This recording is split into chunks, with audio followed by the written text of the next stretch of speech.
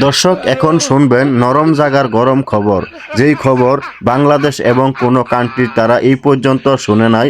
আমার মুখ থেকে এই প্রথম আপনারা সবাই শুনবেন। দেখেন, আমাদের কুমিল্লাতে একটি ব্রিজ 3টা সরকার মিলে আমাদেরকে উপহার দিয়েছেন। কিভাবে 3টা সরকার মিলে উপহার দিয়েছেন?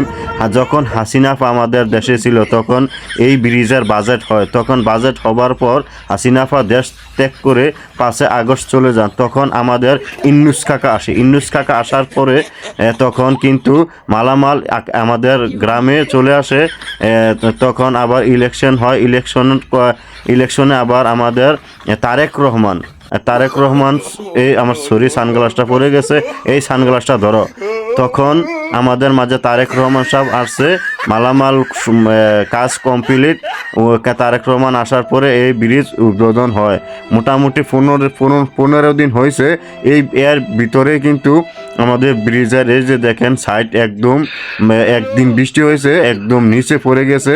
এখানে যদি কোনো বাচ্চা পড়ে যায় স্কুলে যাবার সময় ওরা কিন্তু উঠতে পারবে না। তো আমরা এই ব্রিজটা যাতে অতি দ্রুত মেরামতের কাজ হয়, আমরা এই আশাবাদী। এইখানে একটা আমাদের ভাবি এখান থেকে ফইরা কিন্তু পায়ে ব্যথা পাইছে।